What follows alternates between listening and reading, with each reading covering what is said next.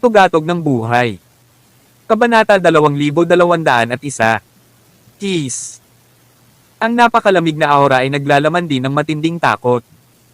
Not to mention na puppet immortals lang sila. Kahit na sila ang tunay na mga immortal, malamang na hindi rin nila kayang tiisin ang Icebound Curse. Ito ay isang pag-iral na maaari pang talunin ng Undead Queen. Bagamat kayang ihagis ni Alex ang Icebound Curse sa kasalukuyan, ang kapangyarihan nito ay magkaiba mula sa panahong iyon. Kung tinulungan siya ng dakilang Genbo na ipahayag ang ipinagbabawal na spell ng level 99 noong panahong iyon, kung gayon ang ginawa niya ngayon ay nasa level 1. Ngunit ito ay sapat na. Wala sa 30 o higit pang mga puppet immortal ang makatakas mula rito. Si Nila, na nagbagong anyo ng tao, ay namangha nang makita ang kanyang amo na gumawa ng ganoong pag-atake. Nagtatakang tanong niya, hindi ito maaring. Ang Icebound Curse sa 10-point forbidden spell, tama ba? Bang! Bang! Bang! Sunod-sunod na sumabog ang puppet immortals na pinalamig ng Icebound Curse na naging isang tumpok ng ice slag sa lupa. Gayunpaman, lumitaw din sa lupa ang 33 piraso ng lost stone sa iba't ibang hugis at kulay, kumikinang na may iba't ibang kinang at aura ng mga batas. Thud. Sabay lumuhod si Alex sa lupa, humihingal sa pagod. Kahit na ang kapasidad ng Chinang 79 na gininto ang core na kanyang binuo ay mas makabuluhan na ngayon kaysa sa mga nasa yugto ng immortalization, natalo siya dahil ang paggamit ng 10-point forbidden spell ay sobra-sobra. Halos maubos nito ang enerhiya ng mga golden core ng sabay-sabay, dahilan para magkaroon siya ng namumuong ulo. Panginoon ko! Lumapit si Nila at niyakap si Alex. Ayos ka lang ba? Ayos ka lang. Nakangiting sabi ni Alex, I'm alright. Sobrang laki lang ng konsumo. Medyo mahina ako. Nila, ang bilis mong lumabas. Namana mo na ba ang lahat ng legacy ng Ancestor Dragon? Nakangiting tumango si Nila. Malapit nang matapos. Hindi ito itinuturing na legacy ng Ancestor Dragon, ngunit ang pinagmulan ng buhay ng Ancestor Dragon. Pagkatapos kong maabsorb ang lahat ng esensya ng Ancestor Dragon, ang spiritual realm of dragons ay tuluyan ding nawala. Medyo inaantok ako kanina, naliligaw sa kawalan ng hindi ko alam kung nasaan ako.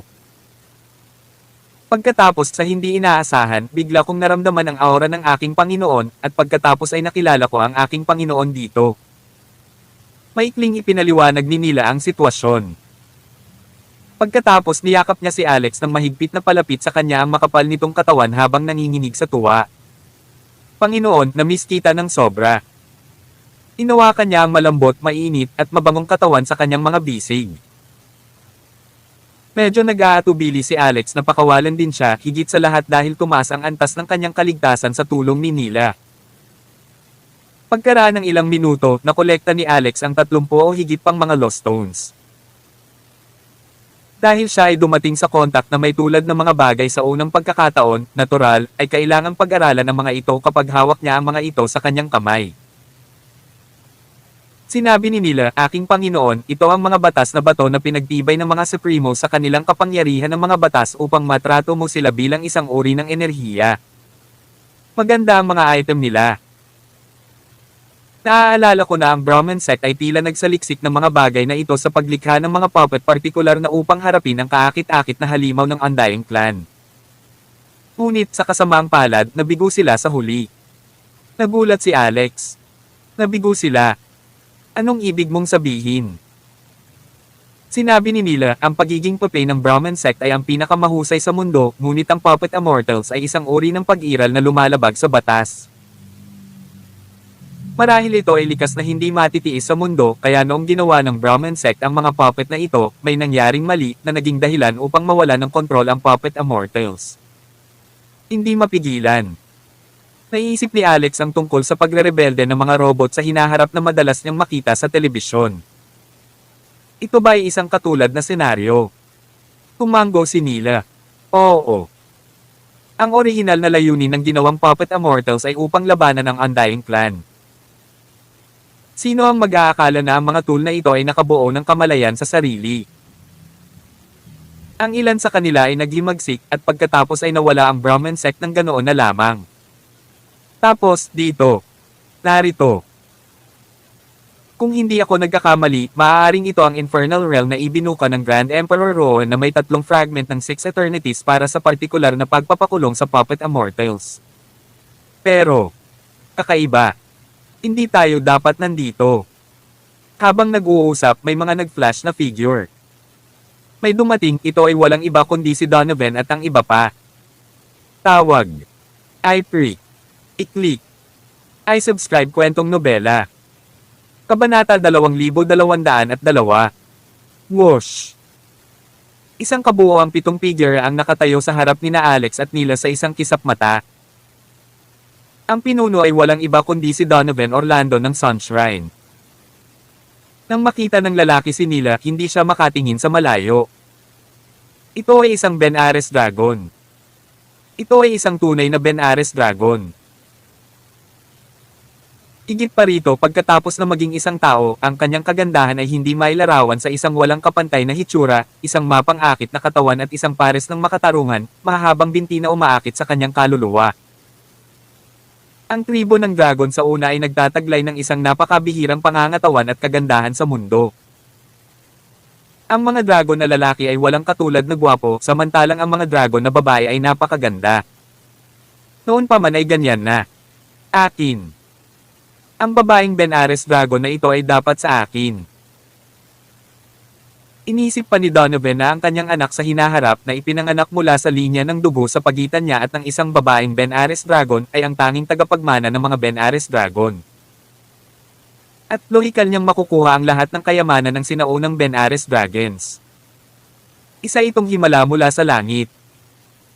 Tungkol naman kay Alex na nakaupo sa tabi ni Nila, hindi man lang siya pinansin ni Donovan Orlando. Anong kwalifikasyon ng kailangan ng isang tao na hindi pa nakarating sa imminent immortal realm para agawin ang nag-iisang Ben Ares Dragon mula sa kanya? Ito ay kalapastanganan para lamang magkaroon ng ganoong pag-iisip. Isa ka bang Ben Ares Dragon? Diretsong tanong ni Donovan. Tama. Paano ito? Iginala ni Nila ang kanyang mga mata nang masabi niya ang gusto ni Donovan sa isang sulyap. Ang hindi lihim na mga mata at pinanubik na mga ekspresyon ay nagpapahiwatig ng pagnanais ni Donovan para kay Nila. Si Nila ay hindi isang batang babae na basa sa likod ng tenga. Si Faceless at ang iba ay naisip noon na si Nila ay isang juvenile dragon ng Ben Ares Dragons, ngunit ito ay lubos na mali. Si Nila ay hindi isang batang dragon. Siya ay nabuklod sa loob ng 3,000 taon mula pa noong unang panahon. Ang kanyang cultivation base ay bumagsak nang hindi siya kumakain at umiinom sa nakalipas na 3,000 taon, kaya ang kanyang katawan ay nagmistulang batang dragon. Ngunit siya ay hindi. Nakaranas siya ng hindi mabilang na digmaan noong sinaunang panahon. Matapos dumaan sa hindi mabilang na mga kaganapan, siya ay isang batang babae pa rin sa huli. Ngunit paano siya kulang sa karanasan? Pagpupuri ni Donovan. Isa talagang sinaunang dragon. Nakakagulat na makakita ng isa ngayon. Pagpapakilala ako. Ako si Donovan Orlando, ang Young Master ng Sunshrine. Ang aking talento ay hindi pa nagagawa sa nakaraan at sa kasalukuyan.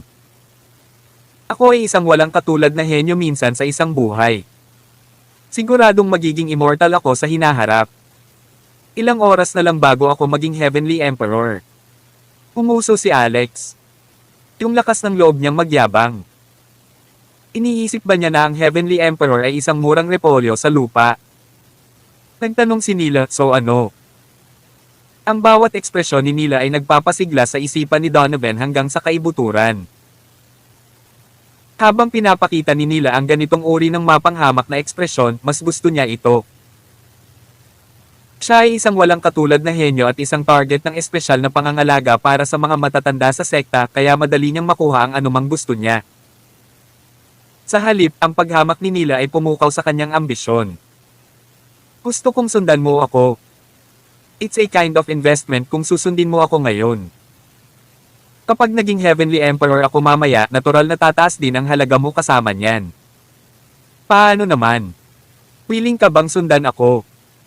Napatingin si Nila kay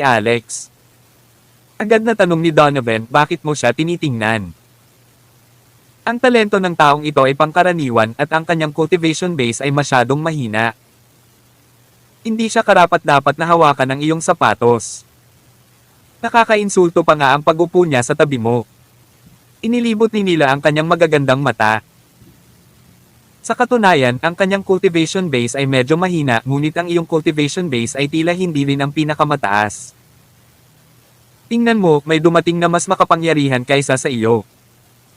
Nang matapos ni Nila ang kanyang mga salita, dumating ang isa pang grupo ng mga tao. Siyempre, ito ay faceless at ang iba pa. Nang makita ng lahat si Nila sa anyo ng tao, na puno ng pagnanasa ang kanilang mga mata, lalo na ang mga lalaking berde ang mata. Isang Ben Ares Dragon. Isa talaga itong Ben Ares Dragon. Napakaganda. Maya-maya lang tumawa si Nila. Sa totoo lang, kailangan kong pumili ng tao na masusundan ko, mas mabuti na lalaki. Ngunit ang lalaking susundin ko ay dapat na ang pinakamalakas. So, sino ang may pinakamalakas na combat power sa inyong lahat dito?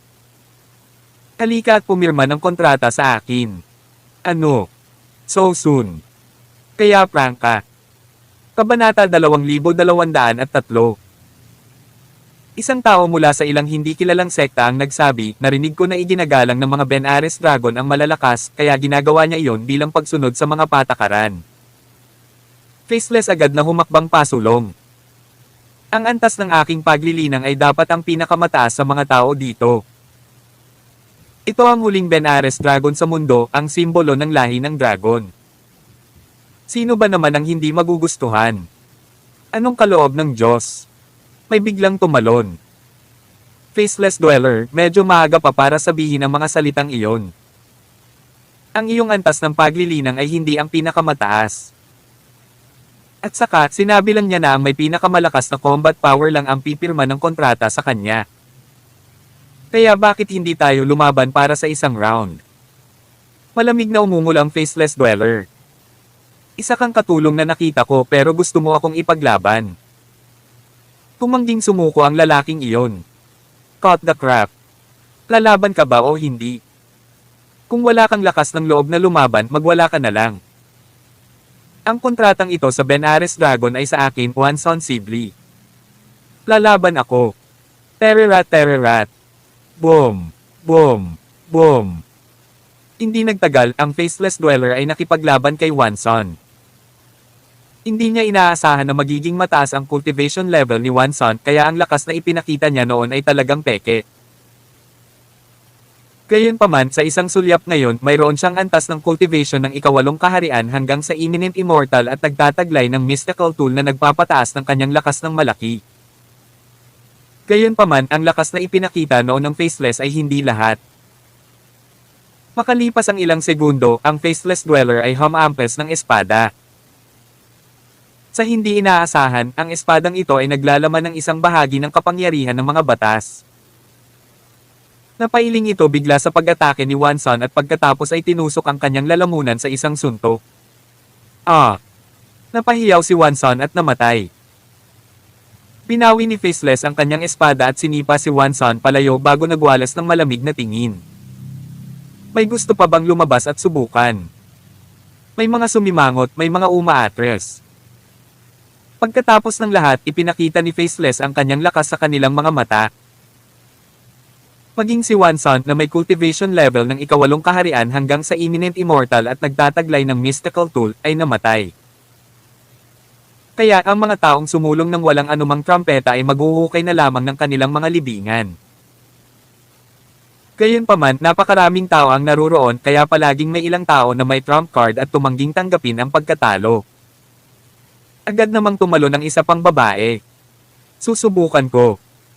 Tatapusin natin ang laban sa pamamagitan ng pagpindot sa kalaban. Ang babae ay isang buhong na magsasaka, ngunit ang kanyang pinagmulan ay napakahiwaga. Sinabi niya na ang laban ay titigil sa pagpindot sa kalaban. Gayunpaman, nang magsimula siyang makipaglaban, siya ay mabangis at walang awa sa lahat ng kanyang mga galaw na umaatake sa mga mahahalagang bahagi ng Faceless. Siya ay may isang uri ng kakayahang kontrolin ang isip ng isang tao sa pamamagitan ng sorpresa sa panahon ng mga labanan. Katulad ngayon bigla siyang sumigaw tumingin ka sa likod mo. Saglit na natulala si Faceless ngunit mabilis siyang bumalik sa normal. Gayunpaman muntik na siyang mapatay ng babae dahil sa panandaliang distraction. Pagkaraan ng ilang segundo, muling sumigaw ang babae tingin ka sa kaliwa. Nandito na ang asawa mo. Oof. Sa kasamaang palad, si Faceless ay hindi nag-freeze at tinusok ang puso ng babae ng walang awa gamit ang kanyang espada. Faceless dumura ng isang subo ng laway. Kung gusto mong kontrolin ang isip ko, magsanay ka pa ng ilang siglo. Wala pa akong asawa. May iba pa ba? Nakatayo sa malayo si Alex at malamig na nakatingin. Sa sandaling ito, ang tukso ni Nila ay mas malaki kaysa sa iba. Kaya bakit may magbibigay pansin sa isang menor de edad na karakter na tulad niya? Gayunpaman, walang nakakaalam na si Nila ay lingkod ni Alex. Matagal na niyang pinirmahan ang kontrata kay Alex. Sa makatuwid, ang hindi maipaliwanag na pagpatay na ito ngayon ay isang troll na naisip ni na Alex at Nila sa isang kapritsyo. Sa kanilang pagtataka, halos lahat ay nahulog dito. Pagkatapos nagpatuloy ang laban para sa isa pang ilang round. Walang ibang lumabas pagkatapos ng Faceless na pumatay ng 5 katao ng sunod-sunod. Sinulyapan ni Nila si Donovan at sinabi kay Faceless, talaga, ikaw ang pinakamalakas. Hindi masama pumunta ka ngayon at pumirma ng kontrata sa akin. Habang itinataas niya ang kanyang kamay, isang contract seal ang lumitaw sa hangin. Tawag. I-click. I-click. I-subscribe kwentong nobela. Kabanata 2204. Isang kontrata. Gusto niya talagang pumirma ng kontrata. Sa sandaling ito, ang lahat ng mga tao ay nagpipigil ng hininga sa hindi makapaniwala. Kanina, may mga taong nagdududa sa intensyon ni Nila at kahit si Faceless minsan ay nagtaka kung gusto ni Nila na magbatayan sila sa isa't isa. Pagkatapos noon, gayunpaman, ang tukso ng kontrata sa isang Benares Dragon ay napakalakas na halos walang makalaban dito. Ngunit ngayon talagang tinanggal na ni Nila ang kontrata na labis na ikinagulat ng mga tao. Nang makita ni Faceless ang contract seal na lumulutang at mabagal na umiikot sa hangin, kumislap ang kanyang mga mata. Totoo. Ito ay talagang isang kontrata. Masyado siyang excited. Sa kasamaang palad, hindi niya alam na matagal nang pinirmahan ni Nila ang kontrata kay Alex. Hindi pa patay si Alex kaya magiging invalid ang contract seal. Nang pasulong na si Faceless, sa wakas ay sinabi ni Donovan, Faceless Dweller, nakalimutan mo na ba ako? Sa mga tuntunin ng lakas, ang pinakamalakas na tao dito ay hindi ikaw, ngunit ako, Donovan Orlando. Nang marinig siya ni Nila, agad niyang binawi ang selyo ng kontrata at tumingin kay Donovan. Kahawakan na sana ng kamay ni Faceless ang contract seal, ngunit ngayon ay nawala na ito ng biglaan. Halos hindi maisip ng isa kung gaano kakilakilabot ang inis at galit na damdamin. Donovan Orlando, may death wish ka rin ba? Ayokong kalabanan ka alang-alang sa Sunshrine kaya mawala ka ngayon din. At kayong mga lalaki, umalis kayo rito ng 10 milya. Kung hindi, huwag mo akong sisihin sa pagiging bastos. Ang Faceless Dweller sa una ay nagtipon ng napakaraming tao para pumasok sa Puppet Dungeon kasama ang isang tiyak na layunin, ngunit ang plano ay hindi mabilis na nagbago. Hindi niya inaasahan na may lalabas na Benares Dragon dito kaya ito ang pinakamahalaga kumpara sa naunang layunin. Maraming mataktikang tao ang umalis matapos silang itaboy ni Faceless ng galit na galit kasama na si Hermione. Gayunpaman, hindi umalis si Donovan. Mukhang napagdesisyonan niyang makipag-showdown sa Faceless. Umisi ang Faceless Dweller. Donovan Orlando, since you're so ungrateful, don't blame me then. Magkasama man kayong 7, sa tingin niyo matatakot ako sa inyo. Patayin. Sumiklab ang labanan. Si Donovan ay lumipat ng mag-isa, samantalang ang kanyang mga nasasakupan ay hindi gumagalaw. Buzz. Sa sandaling ginawa ni Donovan ang kanyang paglipat, nagkaroon ng matinding pagbabago sa kapaligiran na ang balanse ng yin at yang ay nabaligtad. Sa kabilang banda, ang Chaos Tree sa loob ng palasyo ng isip ni Alex ay gumagalaw ng sabay-sabay at ang ilang Chaos Beads ay kumikinang ng maliwanag. Naramdaman ni Alex ang isang napaka-pamilyar na aura na kabilang sa aura ng isang Chaos Bead. Ito ay isang Chaos Bead. Tinitigan ni Alex si Donovan, pinapanood siyang naglalabas ng 4 na butil gamit ang isang kaway ng kamay. Sa katunayan, sila ang Chaos Beads. Ang 4 na butil na ito ay ikinabit sa isang parisukat at nagkataon lamang na napalibutan ang Faceless na natrap siya ng walang hanggan na presyon mula sa lahat ng direksyon. The Asterisk Man, may 4 siyang nabasag na Chaos Beads. Gulat na gulat pa rin si Alex. 4 na basag na Chaos Beads lang ang nakasabit sa Chaos Tree sa loob ng palasyo ng isip niya. Kung makukuha niya ang nabasag na Chaos Beads ni Donovan, magiging perpekto ito kung ganoon. Sa ganitong paraan, magkakaroon siya kaagad ng 8 butil. Sinabi ni Yuno na kung makolekta niya ang 36 na nabasag na Chaos Beads, ito ay magiging isang piraso ng pinakamataas na kayamanan. Nais din niyang malaman kung gaano ito kataas. Mga Chaos Beads. Agad namang natigilan si Faceless at nakilala sila. Ang 4 na nabasag na Chaos Beads ay bumuo ng spell formation sa hangin na konektado sa pamamagitan ng liwanag na para bang ito ay isang constellation sa malalim na kalangitan. Tinakpan nito ang Faceless Dweller ng sabay-sabay na ginagawang hindi magagalaw ang Faceless. Faceless, hindi ko inaasahan na malalaman mo ang tungkol sa Chaos Beads. Nakangiting sabi ni Donovan. Habang nagsasalita, sinulyapan niya si Alex nang hindi sinasadya. Ang tinging ito ay may tiyak na intensyon. Alam ito ni Alex. Malamang na naramdaman ng taong ito na taglay niya ang Chaos Beads. Ang mga taong nagtataglay ng Chaos Beads ay madaling makaramdam ng lokasyon ng Chaos Beads lalo na sa loob ng isang partikular na distansya. Kaya sa pangkalahatan, magkakaroon ng kaunting atraksyon sa isa't isa. Kabanata 2205. Kawili-wili. Gusto kong makita kung sino ang lalabas bilang mananalo sa huli. Tulad ng iniisip ni Alex, nagpumiglas si Faceless ng ilang segundo, ngunit hindi niya mapalaya ang sarili mula sa spell formation ng mga basag na Chaos Beads. Pagkatapos sa wakas, sumabog siya sa galit. Dagendong. Punit-punit ang mga damit sa katawan niya na nagpapakita ng matibay na figure sa loob. Ang mga tao ay bahagyang hindi makapaniwala sa isang sulyap. Ang panlabas na anyo ng Faceless Dweller ay isang matandang lalaki sa edad na 50 o 60. Ngunit ngayon, ang laman na ito ay hindi mukhang luma na may malusog, may kintab na tansong balat. Ang mga tono ng kalamnan ay perpekto at mayroon pa ring Adonis belt. Kung titingnan ang kanyang figure ng mag-isa, makatuwirang sabihin na siya ay nasa 20s pa lang.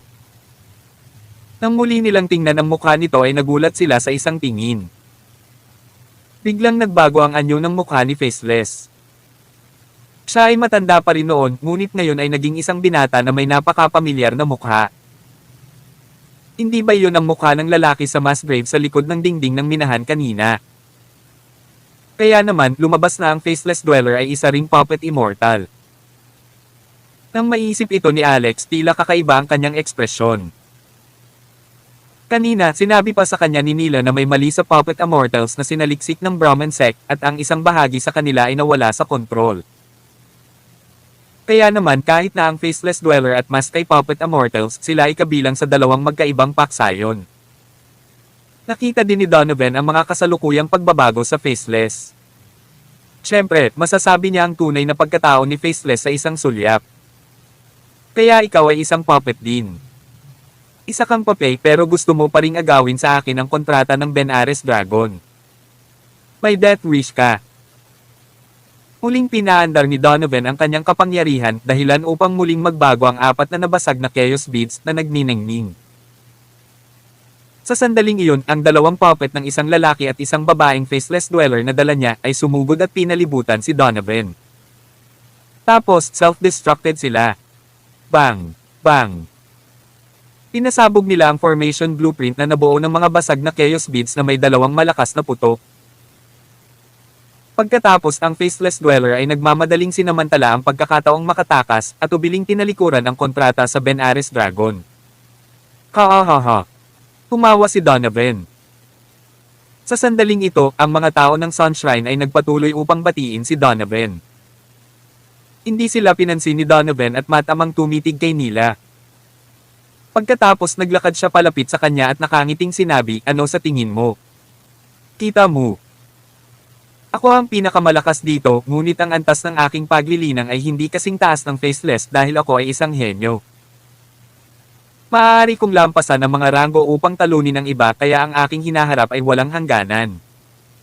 Tumanggo si Nila. Hindi masama. Lalong naging masaya si Donovan. "So, pwede na ba tayong pumirma ng kontrata?" Umiti ng mahina si Nila. "Siyempre, walang problema. Ayon sa gusto mo." Huling lumitaw ang selyo ng kontrata. Walang sabi-sabi, ang nasa sabik na si Donovan ay agad na binitawan ng kanyang banal na sentido upang ang selyo ng kontrata ni Nila ay sumanib sa kanya. Gayunpaman, naramdaman niyang may mali pagkatapos ng 3 minuto. Bakit hindi ma-fuse ang contract seal na ito sa kaluluwa ko? Marahil ang kapangyarihan ng iyong kaluluwa ay masyadong maliit. Mangyaring ilabas ang higit pa nito. Wala kang kakayahang pumirma ng kontrata sa Ben Ares Dragon na may napakahinang kaluluwa. Sa sandaling naisip ito ni Donovan, naramdaman niyang may katuturan ito. Ito ay isang Ben Ares Dragon pagkatapos ng lahat. Agad niyang tinaasan muli ang output ngunit nagkaroon ng biglaang pagbabago sa susunod na segundo. Bigla niyang naramdaman ang kaluluwa na kanyang pinakawalan ay nakatanggap ng hindi pa nagagawang matinding pinsala. Wow! Tumura si Donovan ng isang subo ng dugo. Napatulala siyang tumingin kay Nila. Paano ito nangyari? Tama iyan. Paano mangyayari iyon? Parang may naalala bigla si Nila at sinabing, "Nako, bigla kong naalala na pumirma ako ng kontrata sa iba. Kaya hindi mo ito maaaring pirmahan sa akin." "Sorry. Ano ang sinabi mo?" "Sabi ko, pwede ka nalang mamatay." Tawag. I-freak. I-click. I-subscribe kwentong nobela. Kabanata 2206. Sa sandaling lumabas ang mga salita sa mga labi ni Nila, sinuntok niya ang isang malakas na suntok sa dibdib ni Donovan Orlando. Si Nila ay isang tunay na Ben Ares Dragon at hindi ang tinatawag na bloodline ng isang Ben Ares Dragon. Nagkaroon ng malaking pagkakaiba sa pagitan ng dalawa. Ang mga nasa lahi ay mayroon lamang ng kaunti pang gilid, habang si Nila ay may lahat ng mana at bloodline ng mga Ben Ares Dragons. Bahagi rin siya ng maharlikang pamilya. Ang dragon ay ang banal na hayop ng langit at lupa. Bumagsak ang suntok na may hindi maisip na puwersa. Klang! Malakas na eko ang umalangaw-ngaw sa hangin. Si Donovan ay nakaranas na ng malaking pinsala sa kanyang kaluluwa dahil siya ay nalinlang. Ngayon, ang buong ulo niya ay parang sisubog na sa sakit. Paano siya nakapagtanggol sa pag-atake ni Nila? Agad siyang napamura sa lakas ng suntok. Gayunpaman, mali ang tunog na umalangaw-ngaw.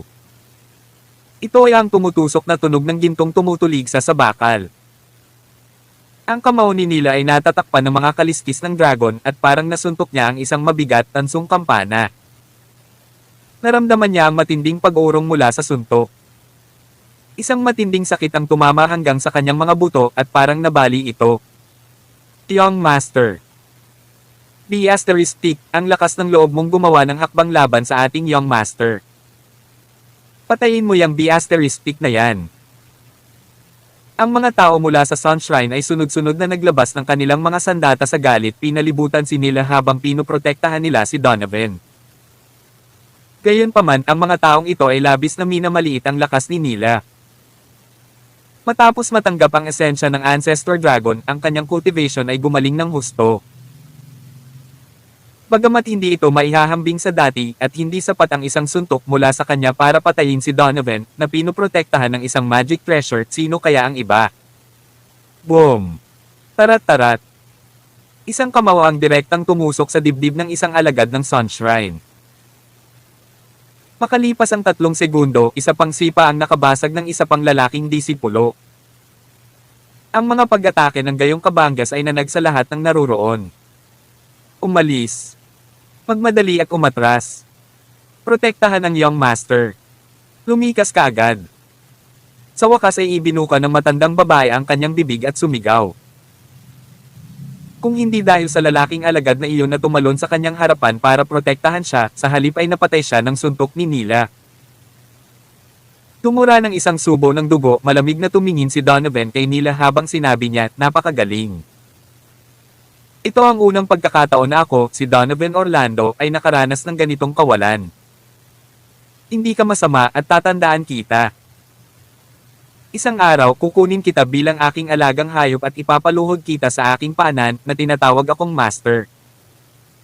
Nang sabihin niyon, hindi siya agad tumakas. Sa halip, hinayaan niyang lumibot ang tingin sa kinatatayuan ni Alex, hindi kalayuan. Dahil naramdaman niya ito sa katawan ni Alex, pabago-bago rin ang aura ng Chaos Bead.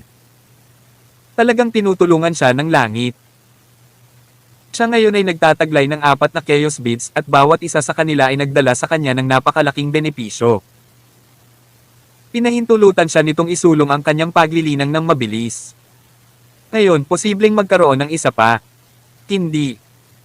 Base sa dami ng Chaos Chi energy sa katawan niya, dapat higit sa isa. Talagang tinutulungan ako ng mga Diyos. Sinabi ni Ama na ako ay anak ng tadhana at nasa aking katawan ang chi ng langit at lupa. Mukhang tama talaga siya.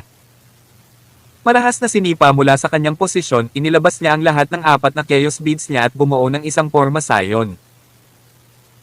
Ito ay isang hola, isa na maaaring bumuo ng isang pangalawang espasyo sa kanyang sarili. Ikukulong niya si Alex sa loob nito at isasama siya pabalik. Whoosh! Agad na nahuli ng Chaos Bead formation si Alex. Haha! Nakuha ko na siya. Pero na. Pumawa ng malakas, binawi ni Donovan ang pagbuo ng Chaos Bead at nilayo na tumakas sa lugar. Si Nila naman, gaya nga ng sinabi niya, babalikan siya nito mamaya. Whoosh! Whoosh! Sa pangunguna ni Donovan, dinala niya ang mga alagad ng Sunshrine tumakbo sa malayo sa pinakamabilis na kanilang magagawa. Ngunit sa sumunod na segundo, naramdaman ni Donovan na may mali.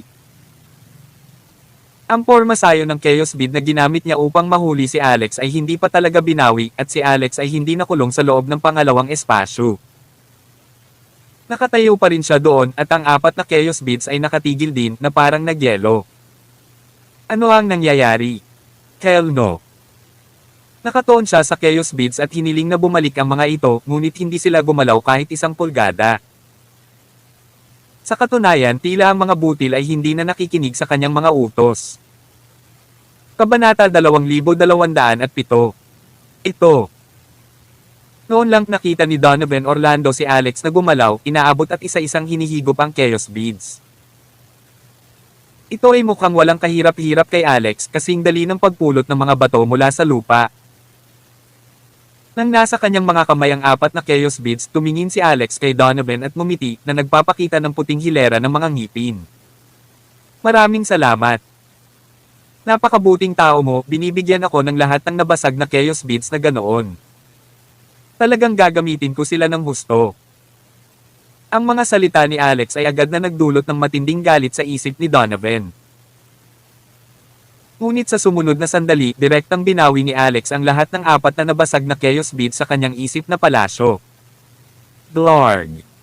Marahas na umubo si Donovan ng isang subo ng dugo. Ang koneksyon ng banal na kaluluwa sa pagitan niya at ng nabasag na Chaos Beads ay biglang naputol at malakas. Papatayin kita. Sumugod muli si Donovan, balak niyang agawin ang kanyang nabasag na Chaos Beads. Pero agad na sumulpat si Nila sa harapan ni Alex na may ngiti sa labi.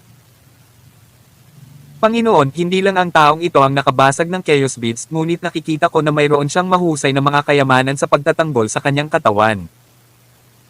Ito ay may makatwirang kalidad, kaya't kunin din natin iyon. Banal na si *T. Si Donovan at ilang iba pa mula sa Sunshrine ay nagmulat ng kanilang mga mata nang hindi makapaniwala. Panginoon ko! Anong ibig niyang sabihin doon? Sa madaling salita, si Alex ang pumirma ng kontrata sa Benares Dragon. Kaya sila ang naghukay ng kanilang sariling mga libingan at walang kabuluhang nagpatayan dahil doon. Napakasama. Paanong naging napakasama ng lalaking ito? Tumawa si Alex at sinabing, sure. Nagkataon lang na kulang ka sa pagtatanggol na kayamanan at nakita ko ito sa kanyang katawan. Parang sinaunang bronze bell. Kunin at pag-aralan natin. Kasabay nito siya at si Nila ay sumugod. F***. Tinitimbang ni Donovan ang mga kalamangan at kahinaan bago piniling tumakas. X***T. Hindi ito nagkakahalaga ng pagkawala ng dugo. Inakala ni Alex na mabilis na ang kanyang teleportasyon, ngunit hindi niya inaasahan na si Donovan ay parang batang pinalamutian ng mga alahas. Walang pagkukulang ng mga kayamanan sa kanya at talagang naglabas siya ng bandila na may berda na kulay dugo ng mga kakaibang simbolo. Sa kanya ito kinaweyan ng malakas. Sa sumunod na segundo, siya at ang kanyang mga nasasakupan ay nawala ng walang bakas. Nila, anong klaseng magic treasure ito? Naguguluhan si Alex. Ito ay mas kahanga-hanga kaysa sa kanyang instant teleportation. Nagsalubong ang kilay ni Nila.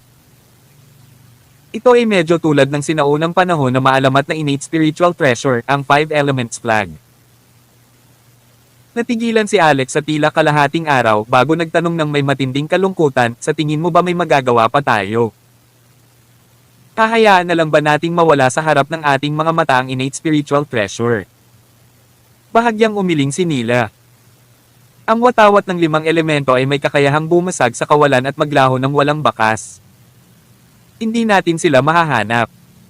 Napabuntong hininga si Alex at hindi na iyon pinag-isipan pa. Ang makakuha ng 4 na nabasag na Chaos Beads ay isang mahusay na ani ngayon, lahat ng 8 nabasag na Chaos Beads ay nakasabit sa itaas ng Chaos Tree, na naglalabas ng mahinang liwanag. Sa 8 butil na pinagsama-sama, ang aura na kanilang inilabas ay nagbago ng malaki. Parang humihinga sila. Si Richit Asterisk. Sinabi ni Nila na ito ang Infernal Realm. Ito ay nilikha ng isang sinaunang emperador na may 3 fragment ng 6 eternities. Naalala ni Alex ang minsang sinabi ng Faceless Dweller na ang gusto niya ay ang Jade of Six Paths, kaya malamang iyon. Dahil walang ideya sa kanilang dalawa, nagpasya si Alex na magpatuloy sa pagtungo sa silangan. Nadama niya na ang pahiwatig na ibinigay ng papel ng matanda bago ito namatay ay dapat may kabuluhan. Kaya tumungo siya hanggang sa silangan. Sa daan, nakatagpo siya ng maraming papel na immortal, ngunit sa tulong ni Nila, lahat ito ay karaniwang mga bato ng batas na naghatid ng kanilang mga sarili sa kanyang mga kamay. Lumipas ang isang hindi kilalang tagal, at nang pumasok si Alex sa isang guho ng bato, nakita niya ang isang babae na puno ng dugo na nakahandusay sa lupa. Hermione Yggdrasil iyon. Tawag. I-Freak. I-Click. I-Subscribe kwentong nobela. Kabanata 2208.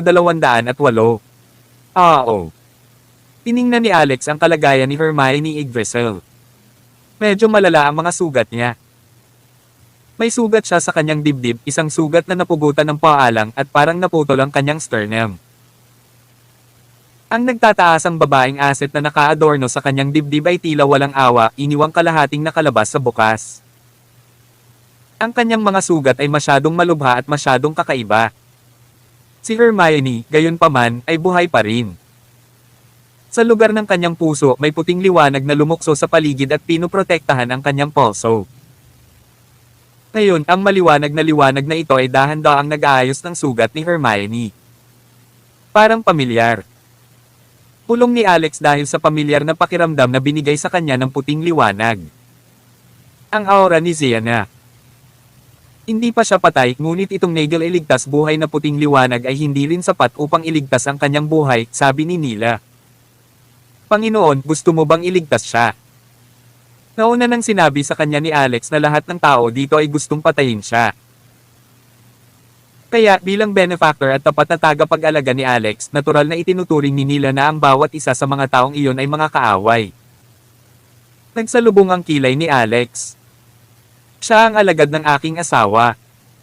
Alam ni Nila kung sino si Dorothy Essex. Ngunit sa pagkakaalala niya, si Dorothy ay hindi isang napakalakas na tao. Paano niya nagawang kumuha ng alagad? Isa rin itong disipulo na nasa pangalawang kaharian ng Imminent Immortal. Nakikita ni Alex ang kanyang mga pagdududa na kasing linaw ng araw. Sa wakas ay nagpaubaya siya at sinabi sa kanya ang pagkakakilanlan ng muling pagkakatawang tao ni Dorothy. Si Nila na marami nang nakita ay nag-iisip ng kaunti. Pagkatapos ay sinabi niya ang muling pagkakatawang tao kasama ang kanyang mga alaala pati na rin ang pagtatago ng kanyang kaluluwa sa Reincarnation Stone. Ang asawa mong ito ay hindi karaniwan, aking Panginoon. Umiti ng mapait si Alex. Sino ang may sabi na siya? Kung siya nga, ninakaw kaya niya sa akin ang asawa ko. Hindi ko na rin alam kung ano ang gagawin ko ngayon. Huling nag-isip si Nila ng malalim at sinabing, sa totoo lang, hindi naman siguro ito makakalabas dito. Ano, may solusyon ka? Natuwa si Alex at hinawakan ang kamay ni Nila. Well, medyo, pero kailangan nating bumalik sa ancestral land ng Benares Dragon. Nangangailangan din kay Zian na kusang putulin ang bahaging iyon ng kanyang personalidad. Masyadong mahirap iyon. Kalimutan ang tungkol sa paghahanap sa lupaing ninuno ng Benares Dragon, papayag pa kaya si Ziana na gawin ito? Mukhang binibigyang importansya ni Ziana itong disipulo niya kahit na hindi ako sigurado kung aling bahagi ng babaeng ito ang mahalaga. Upang malamang na magkaroon ng pabor mula sa kanya sa hinaharap, mas mabuting iligtas ko siya. Sa sandaling sinabi ni Alex na nakita niya na ang puting liwanag sa puso ni Hermione ay humihina at malapit ng mapatay. Agad siyang gumalaw, inilipat ang daloy ng kanyang chi sa katawan niya. Gumawa siya ng selyo at gumuhit ng forma sayon. Mabilis na na-activate ang Zarbeco Blessed Reversal Formation. Gayunpaman, lumipas ang kalahating araw at ang sugat sa dibdib ni Hermione ay masyadong mabagal na naghihilom. Nang mukhang ganap na itong maghihilom, tila nawasak ito ng kung anong puwersa na muling pumutok sa kanyang sugat. Napunit si Alex. Sa una, ito ay isang awkward na bagay. Gayunpaman, kalahating araw na ang lumipas, ngunit ang sugat ay tumangging magsara. Ito ay kakaiba. May kapangyarihan ng mga batas sa lokasyon ng kanyang sugat. It's impossible to heal unless it's removed, sabi ni Nila matapos niyang pag-aralan itong mabuti at pisilin ang sugat. Sa hindi inaasahang pagpisil ay nagising si Hermione. Nanlaki ang mga mata niya at nakita niya si Alex na sobrang lapit. Nagdulot ito ng pag-freeze niya saglit. Ano ang ginagawa mo sa akin? Malubhang nasugatan siya at medyo damyugo. Ang sahig ay nabahira ng pula at kahit ang paggalaw ng isang daliri ay napuno ng paghihirap. Gayunpaman, hindi ito nangangahulugan na nawala ang lahat ng kanyang pandama. Ang mga babae ay pinakasensitibo sa partikular na bahaging iyon at si Nila ay pinisil ito ng husto kaya maliwanag na naramdaman niya ito. Napakurap si Alex. Anong nakikita mong ginagawa ko sa'yo? Nahihiya at balisa si Hermione. Ikaw, walang hiya. Sinadya siyang takutin ni Alex. Tumawag at sampain kahit anong gusto mo. Para kang patay na isda ngayon. Kaya kung gawin ang anumang gusto ko sa iyo at mapapanood mo lang. Ikaw. Tumawa si Alex at hindi siya pinansin. Ang kapangyarihan ng mga batas ay hindi niya ganap na makontrol sa ngayon na ginagawang medyo mahirap ang pagharap sa isa sa sugat ni Hermione nang hindi sumasakit ang kanyang pulso. Sa wakas, umiling siya. Sorry, hindi kita mailigtas. Sinubukan ko ang aking makakaya. Kung gusto ng iyong amo na sisihin ako pagdating ng panahon, wala akong magagawa. Isang mapait na ekspresyon ang bumalatay sa mukha ni Hermione at tila nasaraan siya ng kaunti. Dapat hindi ako pumunta dito. Masyado lang akong matako. Hindi nakaimik si Alex. Kabanata 2200 at siyam. Sa kabilang banda, walang panghihinayang si Alex. Nakakuha siya ng maraming gantimpala mula sa lugar na ito kung tutuusin. Lalo na ito para sa 4 na nabasag na chaos beads na halos isang panaginip na natupad. Ano ba ang dahilan kung bakit ka nagalit ng ganito? Ito ba ay isang puppet immortal? Tanong ni Alex. Sila, mga multo sila, mga multo. May mga multo dito. Hermione Yggdrasil ay tila nag-ambala at hindi magkatugma. Napabuntong hininga si Alex, iniisip kung dapat ba niyang iwan siya rito para ipagtanggol ang sarili. Noon lang sa gitna ng mga guho, lumabas ang isang payat na babae. Puppet immortal. Nakapatay si Alex ng daan-daang gayong mga puppet habang papunta rito at natural na hindi siya estranghero sa kanila. Ang bawat puppet ay eksaktong pareho. Inilabas ni Alex ang kanyang Dragon Bone Sword at hinintay na lumapit sa kanila ang puppet immortal. Kakaiba, ang babaeng puppet na ito ay hindi agad sumugod para labanan at patayin sila, hindi tulad ng iba na nauna nang nasira ni Alex. Sige, gagawa muna ako ng move. I can save some energy by doing so anyway. Naisip ni Alex sa sarili at itinoon ang kanyang enerhiya. Gayunpaman, tumayo ang babaeng puppet at tumingin sa kanya. Pagkatapos sinabi niya, "Dummy, bakit mo siya niligtas?" Natigilan si Alex. "Ikaw." "Ako si Mask." Sabi ng babaeng puppet. "Ha?" Gulat na napatingin si Alex sa babaeng puppet. Medyo hindi siya komportable. Si Mask ay nagligtas sa kanya noon, ngunit si Mask ay malinaw na isang tao. Kaya bakit naging babae si Mask ngayon biglaan? "Ikaw si Mask. Alin ang tunay mong katawan? Lalaki ka ba o babae?" Bahagyang tumawa ang babaeng puppet, ang boses ay chirpy na parang ibon. "Dahil isa akong Mask, paano mo makikilala ang mga kasarian?" Napatingin si Alex kay Nila. Hindi maintindihan ni Alex ang taong ito na tinatawag na Mask. Pagkatapos ay sinabi ni Mask, "Sumunod ka sa akin." Nauubos ang oras.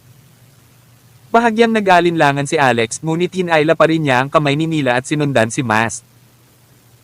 Si Hermione naman, sinubukan na niya ang lahat. Kung siya ay nabubuhay o namatay ngayon ay nakasalalay sa kanyang kapalaran. Pati si Hermione, nabalisa matapos niyang iwan ng ganoon. "Hoy, iiwan mo ba ako ng ganun-ganun lang? Di ba sabi mo asawa ka ng amo ko? Hindi ka naniwala. Kung isasama mo ako, maniniwala ako sa iyo. Pinatay ko ang buong pamilya mo, hindi mo ba sila ipaghihiganti? Ako. Hindi ako sa Yggdrasil bloodline. Hindi sila binibilang-bilang pamilya." Nakita ni Mask na naglalakad sa unahan na tinawag ni Hermione si Alex pabalik sa kalahati. Wala na talaga siyang oras kaya naglakad na lang pabalik si Mask at itinapon si Hermione sa balikat niya. Pero na. Kahit na ang dagdag na bigat ni Hermione sa kanya, napakabilis pa rin niyang kumilos. Siya ay nag-navigate sa mga guho ng bato na may pamilyar na kadalian na parang alam niya ang lugar tulad ng likod ng kanyang kamay. Si Richit Asterisk. Sa oras na ito, lumubog na ang araw at ang kabilugan ng buwan ay makikita sa itaas ng kalangitan. Partikular na bilog ang buwan, ngunit hindi ito katulad ng nakikita ng regular na buwan. Talagang may mga pagdududa si Alex kung ito ba ang buwan na katapat nito sa Earth. Sa oras na ito, ang mga guho sa kanilang harapan ay biglang nagbago at isang kakaibang eksena ang lumitaw. Mabilis na umuunlad ang lupang kanilang nilalakaran. Tulad ng kung paano ang ilog, dagat, damo, at mga puno ay dumaan sa mahabang kasaysayan ng pagbabago, ang tumpok ng mga guho ng bato ay biglang nawala, napalitan ng isang solemne na santuwaryo ng paglubog ng araw. Ang sandali ng paglubog ng araw ay kapag ang santuwaryo ay nabuhay. Nakaramdam ng matinding pagkabigla sina Alex at Nila. Sumunod sa likod ng Mask, ang dalawa ay humakbang sa mga pintuan ng santuwaryo. Sinalubong sila ng tanawin ng isang trono na may mataas na likod. Sa trono, may isang babaeng nakapikit. Pakiramdam ni Alex ay hindi pangkaraniwang pamilyar ang babaeng ito na para bang nakita na niya ito sa isang lugar noon. Tapos nabigla siya. Siya ay F***, hindi pwede yon, di ba? Tawag. I-freak. I-click. I-subscribe kwentong nobela. Kabanata 2210. Tumingin si Alex kay Mask at saka patungo sa babaeng nakaupo sa trono. Pagkatapos tinanong niya sino siya. "Isang Diyos," sagot ni Mask. Lalo nitong ikinagulat si Alex at nagtanong muli siya ng mas palihim, "Athena?" Walang pagkakamali. Ang babaeng nasa trono ay kahawig ng eskultura na nakita ni Alex, lalo na ang hugis nito. Siya ay eksaktong pareho. Ang mahabang sibat. Ang gintong kalasag. Ang mahalagang korona. Bahagyang lumukot ang sulok ng labi ni Mask. "Hindi ko inaasahan na malalaman mo talaga ang pangalan ko mula pa noong unang panahon." Nalaglag ang panga ni Alex. Si Athena talaga yon. Ngunit hindi ba't si Athena ay isang karakter mula sa mitolohiyang Griego? Paano siya makikita sa lugar na ito? At ang santuwaryo na ito, malinaw na ilang mga guho lang ng bato bago ito. Ngunit sa sandaling lumubog ang araw at sumikat ang buwan, agad itong nagbago sa estilong kanlurang sunset shrine na ito. Gumawa rin ng punto si Alex na hawakan ng mga gusali. Napakatotoo nilang lahat. Wala sa kanila ang mga ilusyon. So, ikaw talaga ang Diyosa ng karunungan at anak ni Zeus, Pallas Athena. Isa sa 12 pangunahing Diyos ng Olympus. Mukhang sanay ka na sa mga chismis at alamat tungkol sa akin. Ngunit ang ilan sa mga iyon ay totoo at ang ilan ay mali. Ang pakikinig ay mabuti at lahat. Ngunit ngayon kailangan kong hilingin sa iyo ang isang bagay. Bago pa man siya makatapos, ang nakakabinging tunog ng labanan ay nagmumula sa labas ng mga pintuan ng santuwaryo. Parang may gustong pumasok. Hindi pa isinara ni Alex ang mga pinto pagkapasok niya sa santuwaryo at automatikong nagsara ang mga pinto sa likuran niya. Sino ang nasa labas? Tanong ni Alex. Ang papel na hukbo na dinala ni Faceless. Mas. Well, sabi ni Athena. Sa pasukan ng santuwaryo, hindi mabilang na mga papel ang galit na umaatake sa mga tarangkahan. Tumagundong ang malalakas at nakakabasag ng lupa mula sa kanilang mga pag-atake. Gayunpaman, ang istruktura ng santuwaryo ay matibay, ang dalawang malalaking bronze na pinto lamang ay daan-daang metro ang taas. Ang mga pinto ay may hindi maiisip na kapal at hindi gawa sa anumang ordinaryong tansong material.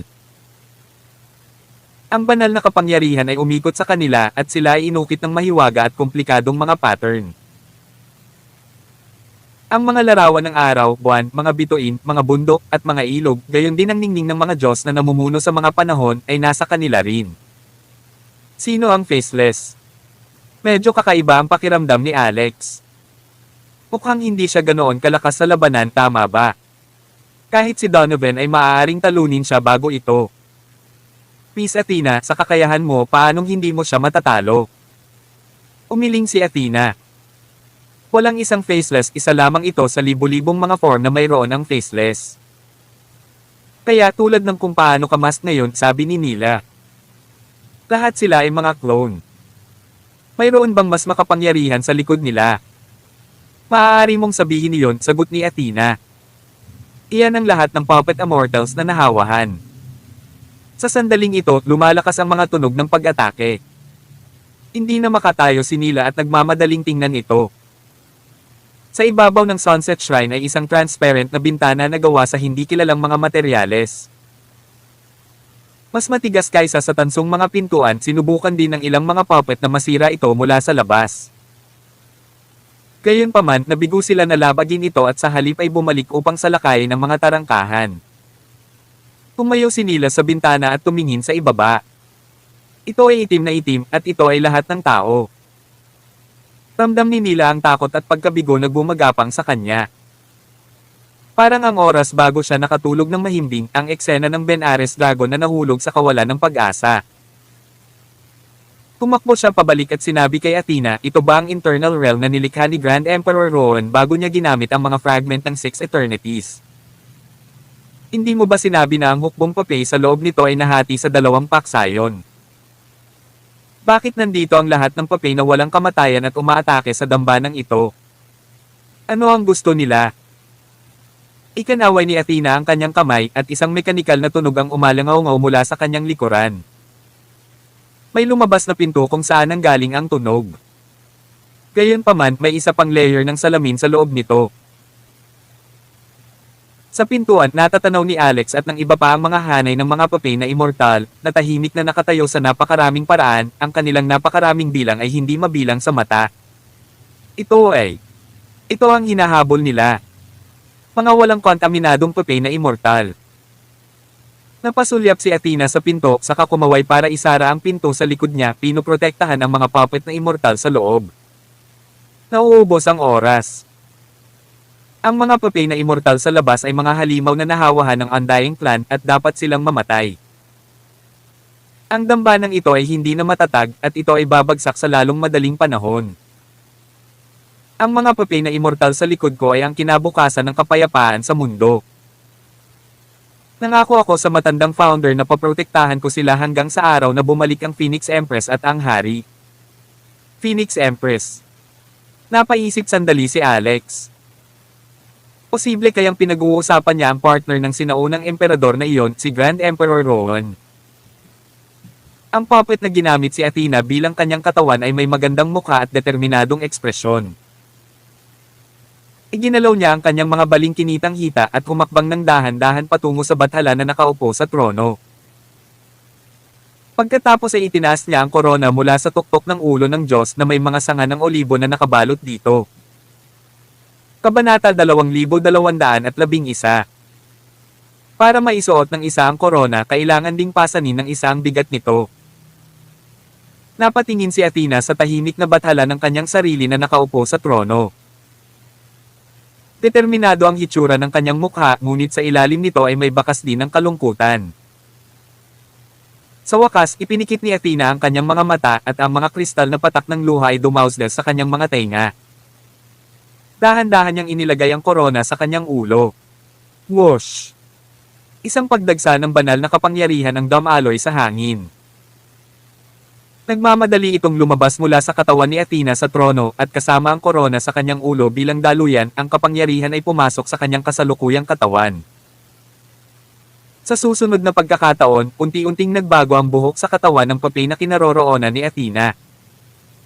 Ito ay naging lila bago lumaki ng mabilis. Ang aura na inilalabas ng kanyang katawan ay patuloy na nagbabago, umaalingaw-ngaw ng banal na kapangyarihan na parehong sinaunang at banal. Ang puppet body ni Athena ay tila nagbago sa loob lamang ng isang sandali. Siya. Naging totoong Athena.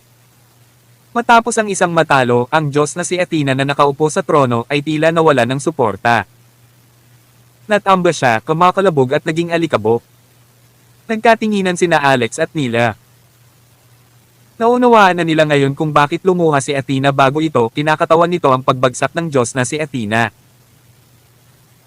Gayunpaman, sa sandaling ito, sa loob ng Sunset Shrine, ang kasalukuyang Athena ay natatakpan ng banal na liwanag. Ang kanyang lilang buhok ay lumipad kahit na walang hangin at ang korona ng oliba ay nakapatong sa kanyang ulo. Hindi ba ito ang simula ng isa pang maluwalhating panahon?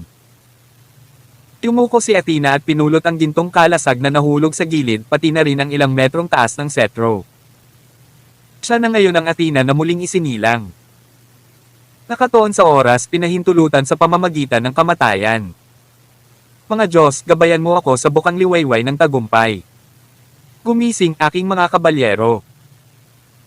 Itinaas niya sa hangin ang gintong cetro at ang lugar ay naligo sa nakasisilaw, banal na liwanag at ang layunin ng labanan sa hangin ay napakalaki. Biglang, dalawang sinag ng puting liwanag ang nag-intertwined at bumaril patungo kina Alex at Nila. Nagulat silang dalawa at subconsciously sinubukang iwasan ito. Gayunpaman, ito ay masyadong mabilis. Parehong naramdaman ang pagdagsa ng banal na kapangyarihan na bumabalot sa kanilang mga katawan. Ito ay nadama na banal. Malumanay ang pakiramdam nito. Ngunit napuno din ito ng layunin ng pakikipaglaban, maayos ngunit makapangyarihan. Ano? Malakas na bulalas ni Nila nang lumitaw ang mga suso ng berde at gintong kaliskis sa ibabaw ng kanyang katawan na puno ng kapangyarihan. Sa sumunod na segundo, may mas mahiwagang nangyari. Direkta siyang nag-transform sa kanyang orihinal na katawan. May pares ng gintong pakpak sa kanyang katawan. Sa nakakasilaw na puting liwanag na sumisikat sa paligid nito, napakaganda nito. Ano ito? Gulat na napatingin si Alex kay Nila. Gayunpaman, hindi nagtagal ay natuklasan niya na isang pares ng gininto ang pakpak ang umusbong sa kanyang katawan. At mula sa pares ng pakpak na ito, naramdaman niya na nagising siya ng kakaibang kapangyarihan. Isang walang katapusang halaga ng banal na kapangyarihan ang sumugod sa kanyang katawan. Ang kanyang mga meridian ay sumabog at lahat ng 79 na gintong core ay napuno ng banal na liwanag. Ito ay kapansin-pansin. Ang scepter ni Athena ay tumigil ng isang beat at ang kanyang purple na buhok ay sumayaw ng ligaw sa hangin at ang kanyang gintong kalasag ay nakahawak sa kanyang harapan. Manilbihan, aking mga banal na banal. Tawag. I-free. I-click. I-subscribe kwentong nobela. Kabanata 2212. H. Mga banal na banal. Nanginginig ang mga mata ni Alex. Bakit parang pamilyar ang pangalan? Hindi ba yun nangangahulugan na ang partikular na Japanese anime ay inangkop mula sa aktwal na mga kaganapan? Kilala kaya ng may akda ng mga anime na iyon si Athena. Ngunit pagkatapos niyang isipin ito, natukoy niyang imposible. Ang Athena na nakatayo sa harap niya. Sino ang nakakaalam kung ilang taon na siya sa Infernal Realm? Gayunpaman sa ngayon. Ang bronze na pinto ay mahigpit pa ring nakasara at ang mga papel na immortal na pinamumunuan ni Faceless ay hindi makalusot sa depensa ng pinto. Walang tao sa loob ng Sunset Shrine kaya ano ang silbi ni Athena na humiling sa kanila na singilin? Nagkatinginan sina Alex at Nila at naghinala na ang bagong Athena na ito ay naiimpluwensyahan pa rin ng kanyang orihinal na katawan ng Diyos at marahil ang kanyang bahagyang pira-pirasong alaala ay naipit sa kanyang lumang katawan. Nila, totoo bang mga pakpak iyon? Mayroong tunay na texture dito. Hindi ito purong ginto, tama ba? Napakamahal ng ginto ngayon at narinig ko na ang presyo nito ay tumaas sa pinakamataas na record. Mayroon kaming 2 gintong pakpak. Kung puputulan natin ito at ibebenta ng libra, makakakuha tayo ng magandang presyo. Napatingin din si Nila sa mga pakpak ni Alex. Panginoon ko, ang mga pakpak na ito ay kumikiliti at sila ay kakaiba. Parang tumatatak sila sa katawan ko kahit papaano and it feels amazing. Ang pagbebenta ng mga pakpak na ito ng libra ay isang pag-aaksaya lamang. Bam! Nahulog sa lupa ang napakalaking kalasag ni Athena. Nawalan siya ng masabi. Ang 2 ito. Sila ba ang hindi magtiis sa harap ng labanan? Kung iyon ang kaso, kung gayon ito ay magiging isang malaking dahilan para sa pag-aalala. Gayunpaman. Ang battle song ay kinanta na. Ang nagniningning na kaluwalhatian ay bumaba sa lupa. Sa sandaling lumabas sila, imposibleng bumalik. Sisingilan. Nagising ang tunay na Diyos. Kinuha niya ang kanyang malaking kalasag at ang kanyang 3 metrong taas na gininto ang setro ay naging isang walang katulad na matalas na sibat. Ang kanyang katawan ay natatakpan ng gininto ang baluti at humakbang siya pasulong umaakyat sa direksyon ng tansong pinto. Nang nasa kalagitnaan na siya ng lugar, kusang bumukas ang tansong pinto. Ang mga papel na immortal sa ilalim ng utos ni Faceless ay nagmamadaling pumasok. Hindi lahat ng mga puppet na ito ay gwapo at maganda. Ang isang malaking bahagi ng mga ito ay mukhang gawa sa iba pang mga materyales. Ang ilan ay gawa sa bato, ang ilan ay natatakpan ng apoy, at ang iba ay anyong demonyong hayop. Sovereign of Sanctuary, Spear of Divine Battle. Sumugod si Athena sa bilog ng labanan, pinalabas ang kanyang buong lakas. Sa isang iglap, ang mga ulo ay pinagulong-gulong. Halos malaglag ang panga nina Alex at Nila sa lupa dahil sa gulat matapos makita ang ilang segundo lamang ng labanan. Masyadong malakas si Athena. Gaya ng inaasahan mula sa Diyosa ng digmaan mula sa mga Griego. Habang lumalaban si Athena, isang lagnat ang damaloy sa katawan nina Alex at Nila. Ang walang sawang pagnanasa sa labanan ni Athena ay tila nakakaapekto sa kanila. Sa susunod na segundo, hinawakan ni Alex ang reflective eye at gumawa ng 7 salamin na imahe ng kanyang sarili bago sumabak sa labanan. Dagendong. Si Nila ay kasambahay ni Alex at nakakontratang alagang hayop kaya natural lamang na kailangan niyang manatiling malapit sa kanya. Nag-iwas ng tingin si Athena sa kanila lalo na sa misteryosong mirror image technique ni Alex bago tuluyang nakaramdam ng ginhawa. Isa lamang siyang nag-iisang commanding officer at kahit na magising ang kanyang tunay na katawan, hindi niya napigilan ang mga pag-atake ng napakaraming puppet ng mag-isa. Sacred Battle Hymn, Wheel of the Gods. Bam! Bam! Bam! Patayin silang lahat. Nalaman ni Alex na sa basbas ni Athena, ang kanyang sariling lakas sa pakikipaglaban ay dumami ng ilang beses. At kahit hindi gumamit ng 10-point forbidden spell, madali pa rin niyang matalo ang mga puppet na immortal na kinakalaban niya. Tapang, simboyo ng damdamin, proteksyon. Ang lahat ng mga damdaming ito ay biglang pumasok sa kanyang isipan. Para siyang na-brainwash. Resonating with Athena. Ito ay isang kakaibang pakiramdam, ngunit ito ay tunay na totoo. Mahirap ipaliwanag ang mga salita, ngunit parang kinokontrol ang kanyang katawan, bawat pag-iisip at bawat cell sa kanyang katawan. Labanan, laban, laban.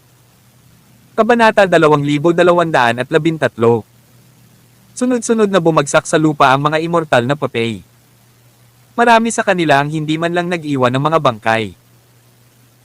Kadalasang gumagamit ng napakagandang estilo ng pag-atake, si Athena ay magiging sanhi ng direktang pagsabog ng katawan ng papay, na naiwan lamang ang batas na bato sa lugar nito.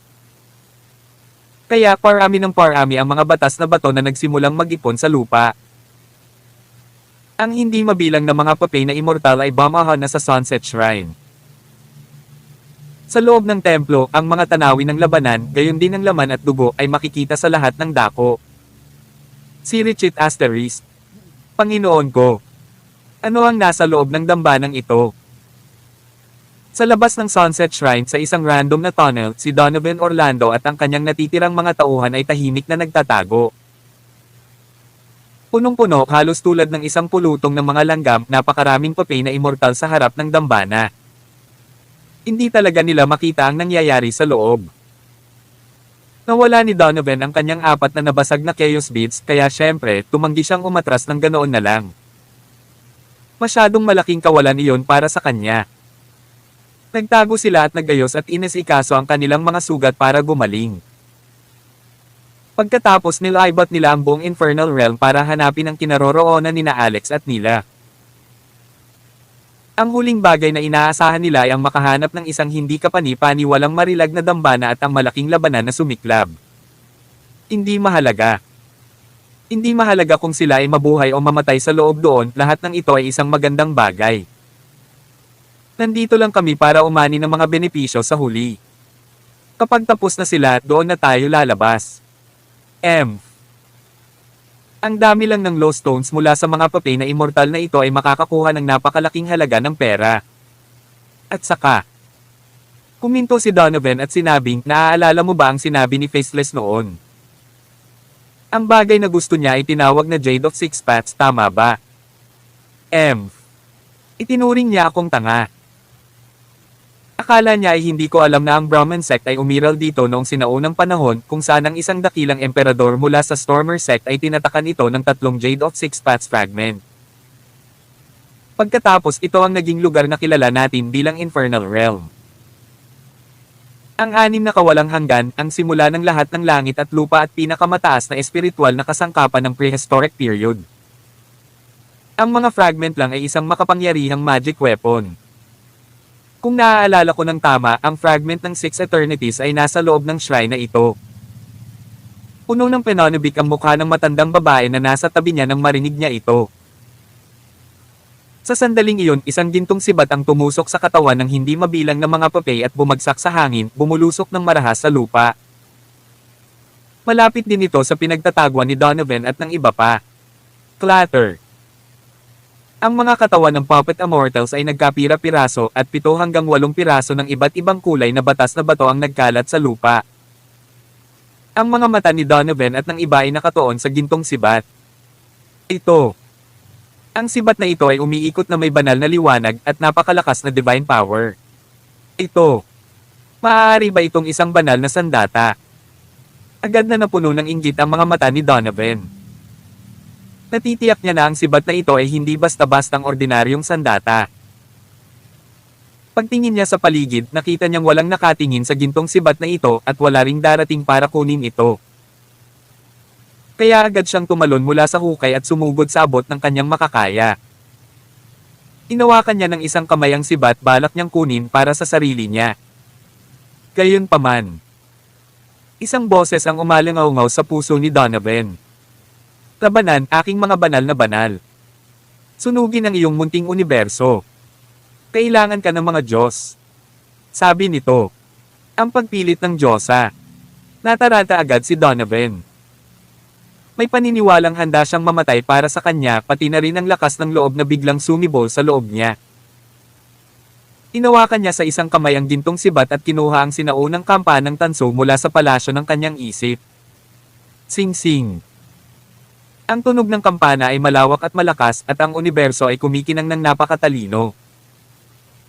Ang langit at lupa ay tila namumutla kung ihahambing at ang universo ay tila umuugoy. Ang walang katapusang bilang ng mga papel na immortal ay pinigilan ng tunog ng kampana. Para naman kay Donovan, sumugod ka at ibalik ang gintong sibat kay Athena. Panginoon ko! Panginoon ko, anong meron? Nabaliw na ba? Bakit siya tatakbo doon ngayon at ibabalik ang sibat? Nang ang matandang babae at ang iba ay nalulunod sa pagkabalisa, hindi alam ang gagawin, isang malakas na kalabog ang yumanig sa lupa. Huling binawi ng sibat ni Athena ang buhay ng isang dosenang papel na immortal at bumulusok sa lupa sa pamamagitan ng mga paa ng matandang babae. Ito. Ano ang nangyayari? Ang ilan ay namangha sa nakita habang ang ilan ay nawala ng masabi. Gayunpaman, ang kamay ng matandang babae ay naabot na at hinawakan ang sibat. Tawag. I-free. I-click. I-subscribe kwentong nobela. Kabanata 2214. Huwag mong hawakan ang sibat. Kakaiba ang lance na iyon. Sinubukan ng ilang tao na balaan ang matandang babae. Gayunpaman, huli na ang lahat. Ang matandang babae ay gumuhit ng gintong sibat at sumugod din patungo sa larangan ng digmaan, sumisigaw habang siya ay naglalakad. Para sa tagumpay, para sa Diyosa. Kalimutan ng tungkol sa kung paano natulala ang natitirang mga alagad ng Sunshrine, maging si Donovan at ang matandang babae ay nataranta. Kahit na sila ay naniningil, ang kanilang pakiramdam sa sarili ay hindi pa nawala lahat. Gayunpaman, hindi nila inaasahan na sila ay lubusang maaantig ng maalab na salpok na umuungal sa loob nila at halos hindi nila makontrol ang kanilang sarili. Ano ang ginagawa ko? Bakit ako naging ganito? Ay! Hindi ko na makontrol ang katawan ko. Habang nag-aaway silang dalawa, pinagdudahan nila ang kanilang sariling pagkamatay. Nakita ni Donovan si Alex na may mga pakpak sa kanyang likod at daan-daang espada ang umiikot sa kanyang katawan na parang isang uri ng hilaingen ng karne na buong tapang na nakikipaglaban upang pumatay. Nakita pa niya ang mga basag-basag na chaos beads na pumapasok at lumabas sa ibabaw ng kanyang katawan. Nagbigay ito kay Alex ng walang katapusang lakas sa pakikipaglaban. Binilang ni Donovan na mayroong 8 na basag na chaos beads. Siya ay naging kilig na hindi masasabi. Ang taong ito ay may 4 na basag na chaos beads din sa kanya. Wait, hindi. Ano ang malabong anino ng isang puno sa kanyang katawan? Mayroon itong masalimuot na koneksyon sa chaos beads. Siguro. Iyan ba? Iyan ba ang chaos tree? O Diyos ko, iyon ang numero 1 prehistoric na banal na puno, ang chaos tree. Ito talaga ang nasa isip niyang palasyo. Nakakaloka. No wonder madali niyang maaga ang chaos beads ko. Kailangan kong makuha. Dapat makuha ko ito. Sa lahat ng mga gastos. Ang puso ni Donovan ay halos sumisigaw sa pananabik.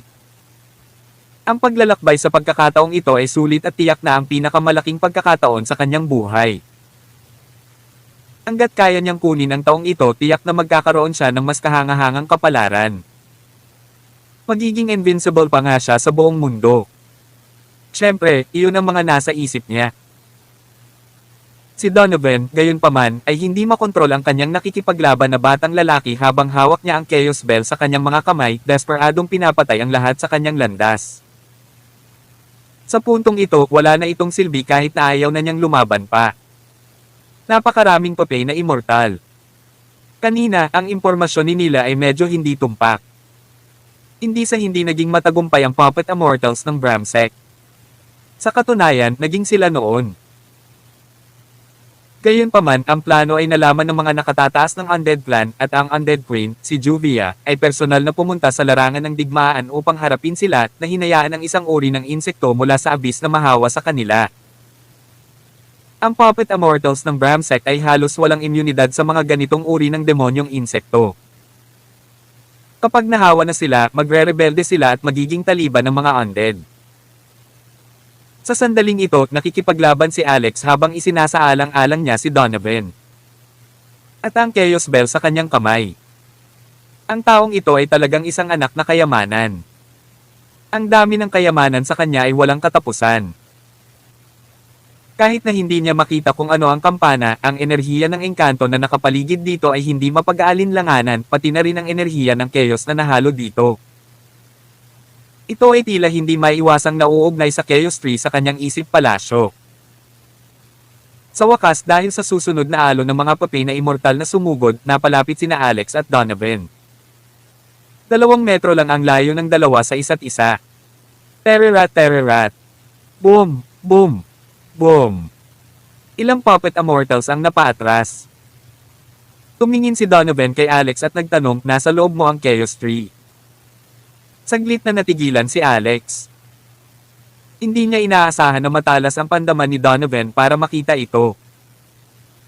Sa katunayan, ito ay posible lamang dahil sa Chaos Bell sa kamay ni Donovan. Walang kaalam-alam si Alex sa mga oras na ito. Sa sandaling ito, nahihirapan si Donovan na kontrolin ang Chaos Bell dahil naramdaman nito ang presensya ng Chaos Tree at gusto nitong lapitan. Naningkit ang mga mata ni Alex at tumawa siya. Not bad, iyong kampana mo. Gusto mo rin bang ibigay sa akin? May death wish ka. Lumakas ang poot sa puso ni Donovan. Hindi pa naibabalik ni Alex sa kanya ang 4 na basag na Chaos Beads. Gusto niya talagang gamitin ang Chaos Bell sa kanyang mga kamay para durugan si Alex hanggang mamatay, ngunit napakalakas ng paniniwala ng Diyosa mula kay Athena. Ang pinilit niya ay hindi ang puso ng tao kundi ang pag-uugali at galaw ng isang tao. Kaya, maaari lamang tunguhin ni Donovan ang Chaos Bell sa ibang lugar sa huli. Ding, ding, ding. Tuloy-tuloy na bumagsak ang Lost Stones. Paminsan-minsan ay winawagayway ni Alex ang kanyang kamay at kumukuha ng isang piraso. Kabanata 2215. Ang lakas ng pakikipaglaban ni Athena ay walang alinlangan, ang pinakamalakas doon. Ang ginintoang sibat, ang hindi magagapi na setro na magbabago paminsan-minsan ay nagbitaw ng mga incantation. Isa siyang dual practitioner ng martial arts. Umalis. Biglang tumakbo pabalik si Athena mula sa bilog ng labanan, ang kanyang gintong baluti ay napuno ng dugo. Hindi naman masyadong malayo si Nila kay Alex at pansamantala niyang binago ang kanyang anyo at tumabi sa kanya. Hindi pa lubusang natalo ang kalaban. Bakit tayo Atreus? Tanong ni Alex. Bagamat mukhang mahirap ang labanan, ang laban ay sa katunayan napakadali. Pakiramdam niya ay mapapawi na nila ang mga immortal na papay sa loob ng 1 o 2 oras. Napabuntong hininga si Athena, mababaw ang paghinga. Nakakawala ito. Sa sandaling lumabas ang mga salita sa kanyang bibig, ang mga banal na balahibo ni na Alex at Nila ay biglang naglaho na parang bula ng sabon na pumutok. Ang tuloy-tuloy na daloy ng tapang, lakas at banal na kapangyarihan na nagugas sa kanilang mga nerbiyos ay umatras din na parang baha. Ag! Sa pagtingin sa hukbo ng mga puppet na patuloy na bumubuhos, pinakawala ni Alex ang kanyang lumilipad na mga espada sa isang forma sayon, umiikot pasulong upang putulin ang mga ito. Sa kasamaang palad. Nang walang lakas ng kapangyarihan mula kay Athena, nalaman niya na ang kanyang kapangyarihan sa pagpatay ay nabawasan ng husto. Bago ito, isang hiwa mula sa kanyang espada ay sapat na upang putulin sila, ngunit ngayon ay hindi na ito mapuputol. Sa puntong ito lamang niya napagtanto ang isang bagay. Ang mga papay na immortal na nakatagpo nila ni Nilo noon ay mas malakas kaysa sa mga kasalukuyan. Bago ito, maaari pa rin silang putulin ni Alex gamit ang mga maliliit na trick na ginamit niya, ngunit ngayon ay mas mahirap gawin ito. Ang sitwasyon ay nagbago. Naiiwan ngayon si Alex sa isang delikadong posisyon. Sa kritikal na sandaling ito, sumugod si Nila. Nag-transform siya sa kanyang dragon form at ginamit ang kanyang higanteng katawan para itulak pabalik ang kalaban. Dagendong. Nagpakawala siya ng malakas na dagendong ng dragon na yuminig sa lupa. Pagkatapos sumugod siya pabalik sa katawan ni Alex. Katulad ng dati, siya ay naging dragon armor na nagpo-protekta kay Alex. This time, iba na. Ramdam ni Alex na hindi ito kasing simple ni Nila na kumukulot lang para takpan ang kanyang katawan. Ito ay halos isang pagsasanib. Ang kanyang puso ay naglabas ng isang dumadagendong na tunog. May isang lumang kasabihan na ang dalawang puso ay tumibok bilang isa, ang mismong sitwasyon ngayon. Pansamantalang nagsanib ang mga puso ni Nila at Alex. Ang puso ay ang kakanyahan ng isang tao. Ito ang pinagmumula ng lahat ng kapangyarihan. Ngayon, naramdaman ni Alex ang isang malaking kapangyarihan na lumabas sa kanyang puso. Kahit na walang divine power boost ni Athena, nararamdaman pa rin ni Alex ang walang katapusang daloy ng kapangyarihan at tapang na dumaloy sa kanya. Patayin. Ang Seven Blades of Death ay lumipad palabas. Ang ulo ng isang papay na walang kamatayan ay inilunsad ng mataas sa kalangitan, ang leeg nito ay bumubula ng isang haligi ng dugo ng hindi bababa sa kalahating metro sa kalangitan. Ano ba? Napatulala si Donovan at ang kanyang mga mata ay puno ng inggit at selos. Ang pagkakaroon ng Ben Ares Dragon bilang isang alagang hayop doon ay talagang napakagandang gamit. Ang gayong banal na hayop ay nakakita ng pabor sa mga mata ng langit at lupa. Paano magkakaroon nito ang isang murang taong tulad ni Alex? Dapat sa kanya ito. Nagtiwala ulit si Alex. Magpapakawala na sana siya ng isa pang ultimate move at ipagpatuloy ang pag-atake sa mga puppet immortal nang biglang sumulpat si Athena at hinawakan siya. Umalis. Pero, hindi nagpaliwanag si Athena bagkos ay hinayla siya diretso sa loob. Pagkatapos ikinaway niya ang kanyang mga kamay, nagbabalak na isara ang mga pintuan ng dambana. Ngunit sa sandaling ito, marahas na nag-vibrate ang mga tansong pinto at ang boses ng isang babae ay umalangaw-ngaw, Athena, kapatid ko. Patay ka na ba? Tawag. I pray. I-click. I subscribe kwentong nobela. Kabanata 2216. Sa harap ng pintuan ng Sunset Shrine, libu-libong mga papay na immortal ang maayos na inayos ang kanilang mga sarili sa dalawang hanay na nagbibigay daan sa isang daanan. Ang lupa, magulo at puno ng dugo at mga bangkay, kabilang ang Lost Stone sa lahat ng paraan, ay nalinas ng isang mahiwagang kapangyarihan upang lumikha ng isang walang bahid na landas. Isang babaeng nakasuot ng manipis na asul na sando ang pumasok na nakatapak. Siya ay may isang matangkad at pait na figure at ang kanyang malaulap na gininto ang buhok ay malumanay na lumutang sa hangin. Ang kanyang balat ay parang nyebe, ang kanyang katawan ay kaaya-aya, at ang kanyang dalawang mahaba at tuwid na mga binti ng jade ay hindi maihahambing nakaakit-akit sa ilalim ng manipis na saplot. Ang asul na tul na palda ay nahahati sa isang mahabang hiwa sa bilis ng kanyang paglalakad. Ang kanyang mahahabang kumikinang na puting mga binti ay ganap na nakalantad mula sa mga daliri sa paa hanggang sa mga hita.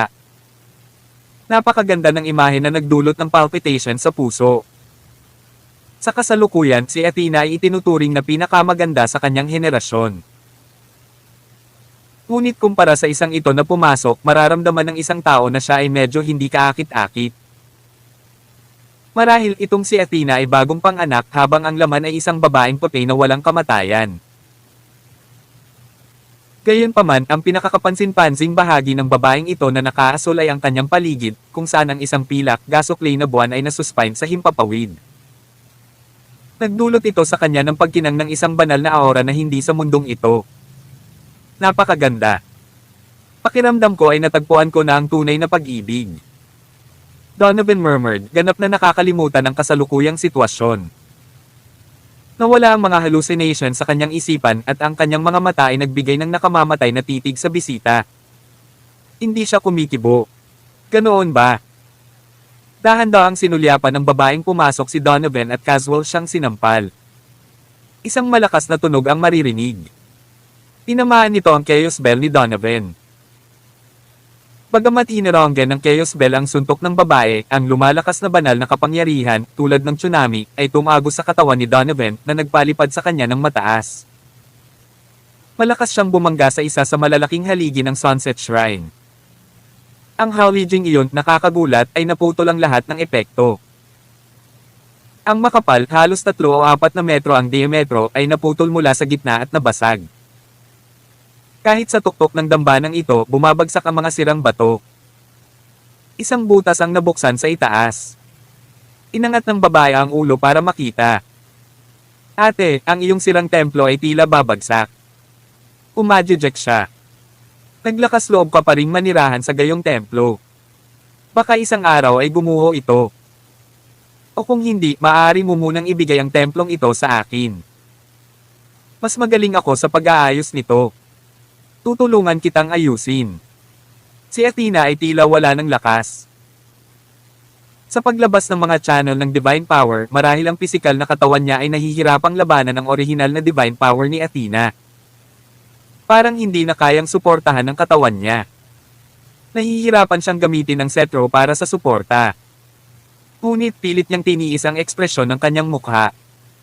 Hindi, kakayanin ko ang ilang maliliit na problema. Gayunpaman, nakita ni Alex na nahulog sa gilid ang Chaos Bell ni Donovan. Ito ay dapat na isang bagay na mabuti. Tumakbo siya habang sinasabi kay Donovan, "Kuya, okay ka lang.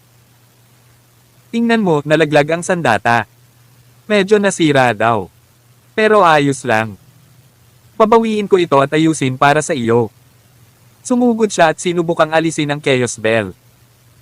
Ang mga mata ni Donovan ay namumula sa pagnanasa at malapit na siyang magmura. "Ikaw anak ng B***, ninakaw mo ang Chaos Pearl ko tapos ngayon gusto mong nakawin ang Chaos Bell ko. Sa tingin mo ba ako ay isang tanga?" Inilabas niya ang kanyang tunay na diwa at sinubukang bawiin ang Chaos Bell. Sa hindi inaasahang pagkakataon, isang malaking puwersa ang dumaan. Yung babaeng naka-blue. Agad niyang ipinulupot ang sarili sa Chaos Bell at mabilis itong hinawakan, medyo espesyal ang kampanang ito. Sa sumunod na segundo, gayunpaman, itinapon niya ito. Sa kasamaang palad, ito ay nasira. Inagis niya ito sa direksyon ni Alex. Hindi banggitin ang nakakatakot na bilis nito, naglalaman din ito ng walang hanggan na banal na kapangyarihan. Till then.